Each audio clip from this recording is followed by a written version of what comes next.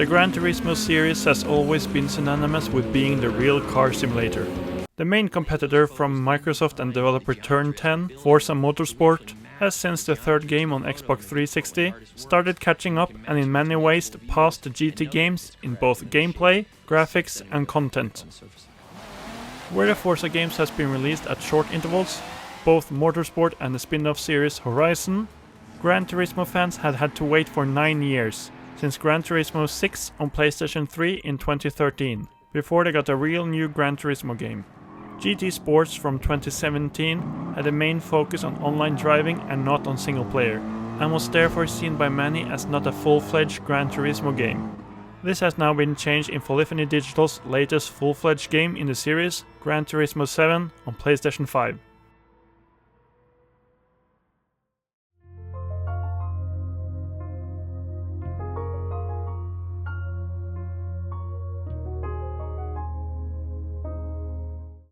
Car games are not exactly known for having the best story modes.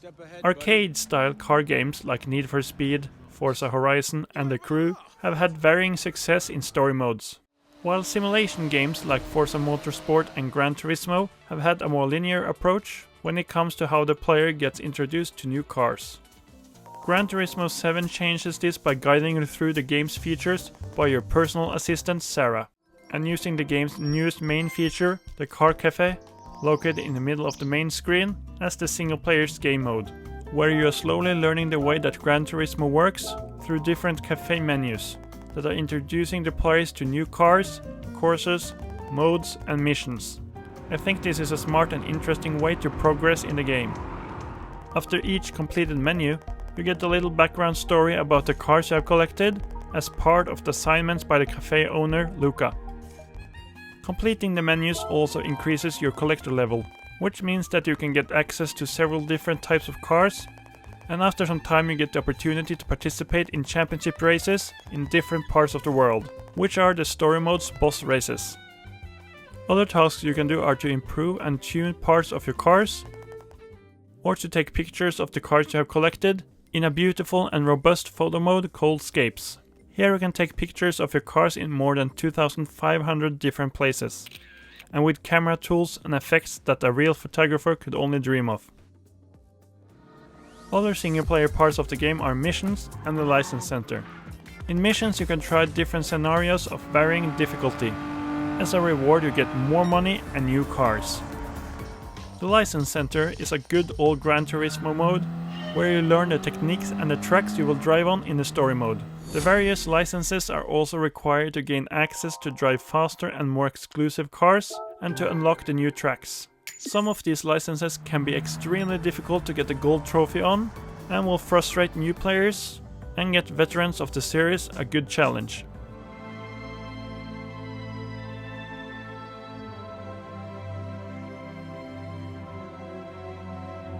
There are few things that are as natural as picking up the DualSense controller or using a steering wheel as in Gran Turismo 7.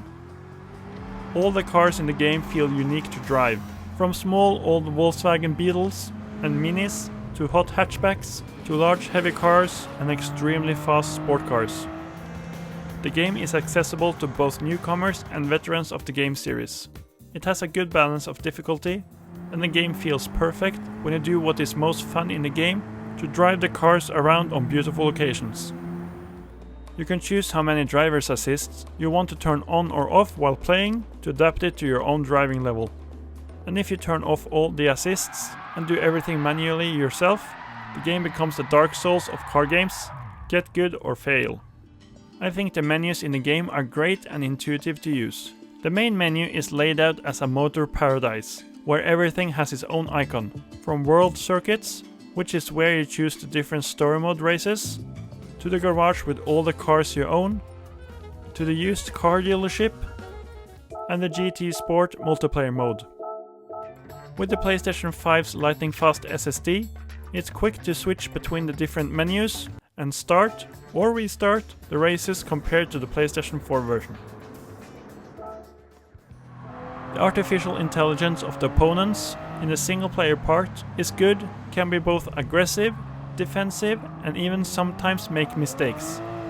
You must be vigilant and have good reaction abilities when speeding at over 200 km an hour to avoid crashing either in other cars or driving off the track and into a barricade. Unfortunately, almost all the races in the game are of the rolling start type, where you start at speed at the very back of the field of cars and always have to fight your way to the top of the race. If you create your own custom race in the arcade mode, you can have the option to start with a grid start, so why the developers force a rolling start in the story mode seems a bit odd to me. In the most races, you can usually easily catch up with the last cars before you get a big gap up to the leading cars. This is where you might struggle to get the top positions, so this means that you always have to upgrade or buy stronger cars than the competition to be competitive. PP or performance points is the car's overall ranking and is an important part on how the cars can be compared. Some of the races also require cars about a certain PP level, car type or manufacturer, or a higher driver's license to participate in. Tuning of the cars gradually becomes a necessity to be competitive, and some of the prices of the upgrade parts can be a bit high if you want to do this for several of the cars in your garage. One of the best gameplay features I think is how the DualSense controller conveys what is happening on the screen.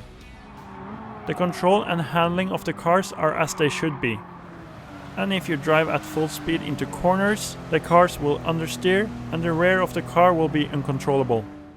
This can be counteracted by adding modifications from the GT Auto Store, but these modifications still have to stay within the physics engine of Gran Turismo 7. With the adaptive triggers of the DualSense controller, you can feel the throttle or the brake pedals in the controller in a way that you can only understand by trying it yourself. The haptic feedback in the DualSense controller also makes the controller rumble in different ways based on if you drive on an asphalt track, gravel, or on the grass beside the track. The closest comparison I can think of is the HD rumble in Nintendo's Joy-Cons. The integrated speaker in the DualSense controller also does as the speakers in the Wii and PS4 controller and gives you small sound bites, such as small engine sounds, the start sound before each race, and other effect sounds. The motion sensor inside the DualSense controller can also be used as an alternative way to control the cars for those who would rather have a slightly more Mario Kart Wii controller feel. I have spent far too long just looking through Brand Central, where you can buy most of the cars in Gran Turismo 7. Here, the car manufacturers are divided into 3 continents: America, Europe and Asia. On paper, a selection of 420 cars in the game sounds like a lot, but compared to previous games in the series like Gran Turismo 4 on PlayStation 2, it had 700 cars in the game. Some of the car manufacturers have only one car available to buy, and some, like Nissan, have several different versions of the same car model. For instance, Tesla has only one Model S from 2012 in its car selection. The developers has already confirmed that there will be more tracks and cars added to the game later, but I think it's a bit silly that it's not been added from the start. The prices of the cars in Gran Turismo 7 seem affordable so far, but if you aim to have a large garage full of different cars, you can quickly have too little money.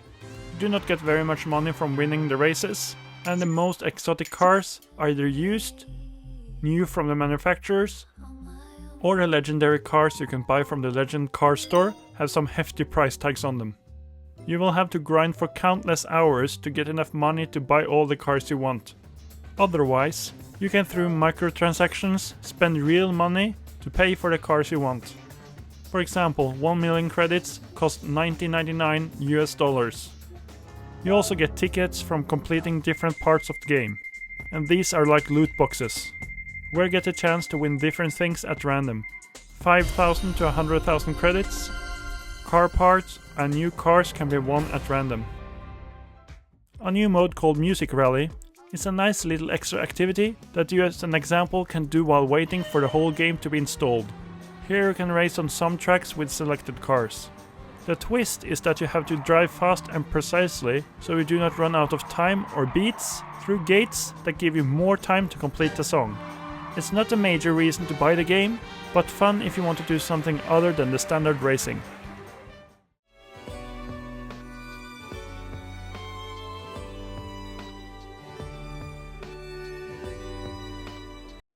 GT Sport from 2017 had its main focus on online multiplayer.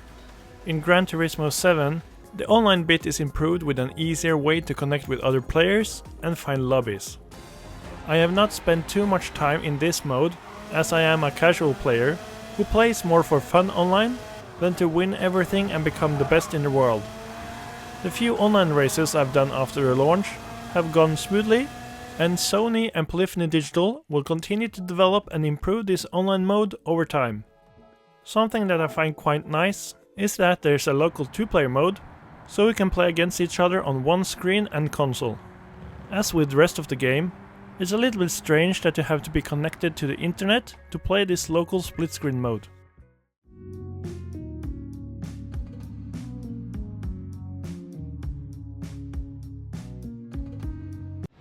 The graphics in Gran Turismo 7 are the prettiest I've ever seen in a car game. The game runs in native 4K with a resolution of 3840 by 2160 on PS5, 3200 by 1800 or 1800p checkerboard rendering on PS4 Pro, and 1080p with 30 FPS on a standard PS4. On the PlayStation 5 version, there are 2 graphics modes in Gran Turismo 7. Both of these can be changed whenever you want from the graphics menu. Performance mode, without ray tracing but with 60 FPS, and ray tracing mode, with ray tracing turned on and 30 FPS. Ray tracing is only active in the replay videos, the Escapes photo mode, and when you look at the cars in your garage. I would have liked to see that ray tracing was on during the races as well, but the surroundings and the car models, both outside and inside, are beautifully recreated and are as close to photorealistic as is possible. Dynamic weather, time of day,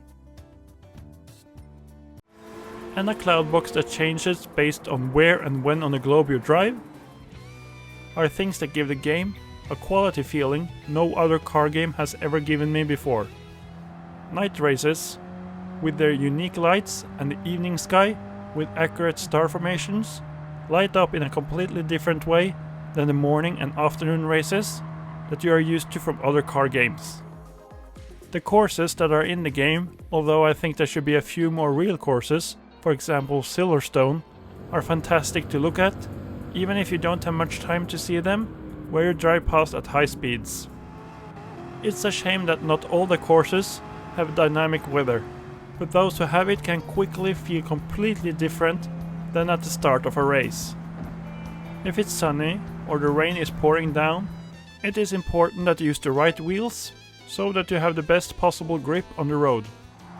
It's a bit strange and silly that the cars do not have any kind of damage model, which make it almost feel as if you're driving with toy cars that can never be damaged.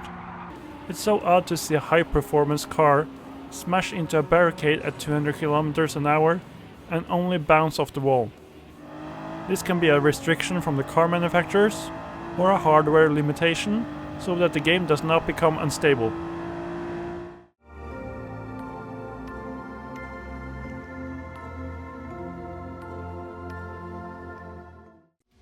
The Gran Turismo games have since the start on PlayStation had some of the best sounds you can get from a racing game. Over the years, some of the in-game music has also been synonymous with the Gran Turismo series. The music selection in GT7 is also good. There's not as many licensed modern songs, but the Gran Turismo theme song, Moon Over the Castle, is included, and otherwise a good deal of modern and calm elevator music jazz. It's a bit surprising that the developers do not use more songs from Gran Turismo's 25-year history in the new Music Rally mode, where the point is to race to the music. It's interesting to hear upbeat techno versions of all classical pieces of music, but the music selection for this new mode could have been better. 3D audio may not be as prominent as I could have hoped for, but with a good headset or surround system, you get a fantastic sound mix. The engine sound of the different cars is wonderfully recreated. Whether it's a small Mini Cooper's engine that barely managed to get over a steep hilltop, or a V12 monster in a Ferrari, you can hear where the cars around you are coming from, and if you change the camera angle from inside the car to the outside, you can really hear the difference in how much engine noise you hear.